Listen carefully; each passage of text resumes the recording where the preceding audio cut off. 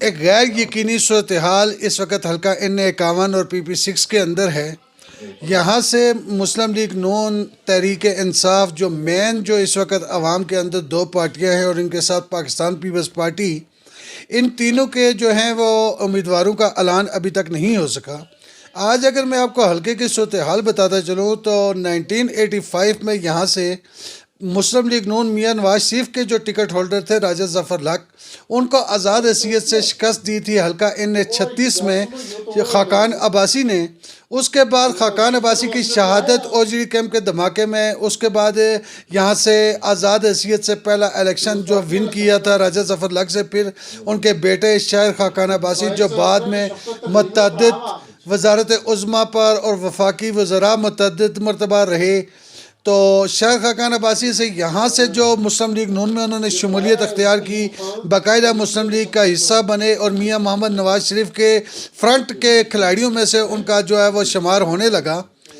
شاعر خاقان عباسی کی یہاں سے جو کامیابی کا سلسلہ چلتا یہ مشرف دور کے اندر جو انتخابات ہوئے، اس میں جا کے بریک دیا۔ پاکستان پیپلز پارٹی کے امیدوار تھے غلام مرتضیٰ ستی اور ان کے ساتھ شفقت عباسی ایڈوکیٹ، انہوں نے جناب اللہ یہاں سے مسلم لیگ نون کو بریک دیا۔ پھر اس کے بعد پھر کامیابی شاعر خاقان عباسی اور راجہ اشفاق سرور مرحوم کی، جو اب اس دنیا میں نہیں ہیں، ان کی ہوئی، لیکن 2018 میں انہیں پھر کپتان کے کھلاڑی جو ہیں وہ شکست دینے میں کامیاب ہو گئے۔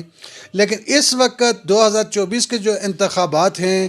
اول عالم یہ انتخابات ہوتے ہیں یا نہیں ہوتے ہیں، لیکن اس میں شاعر خاقان عباسی کی ناراضگی، راجہ اشفاق سرور جو ان کی وفات کے بعد مسلم لیگ نون مری جو ہے وہ کئی دھڑوں میں تقسیم ہو چکی ہے۔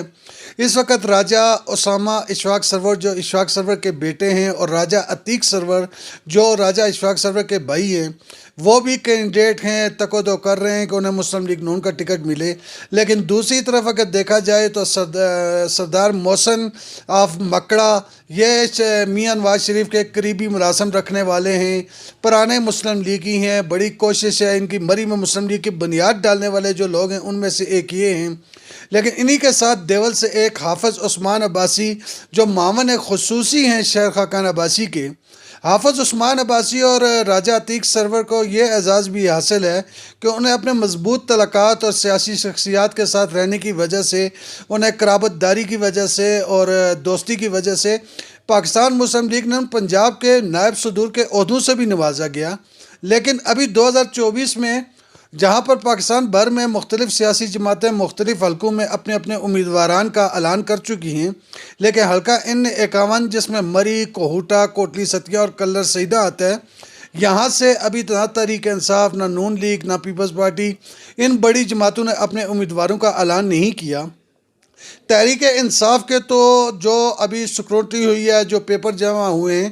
تو ایک بڑی تعداد 80% پیپر وہ ان لوگوں کے ہیں جن کا ماضی جو ہے وہ تحریک انصاف سے ہے، اور وہ اب بھی تحریک انصاف کا علم بلند کیے ہوئے ہیں۔ لیکن جو حالیہ ملکی حالات ہیں اور جو پریشر ہے، اس کی وجہ سے تحریک انصاف شدید دباؤ کا شکار ہے۔ لیکن مسلم لیگ نون کو اگر دیکھا جائے تو مسلم لیگ نون کے اس وقت یہاں حلقے سے ایسے لوگ، ایسے امیدوار سامنے آ چکے ہیں کہ جن کو اگر دیکھا جائے، ان کی باتیں سنی جائیں تو شاید یہ لگتا ہے کہ میاں نواز شریف اور میاں شہباز شریف سے بھی زیادہ ورک مسلم لیگ نون کے لیے ان کا ہے۔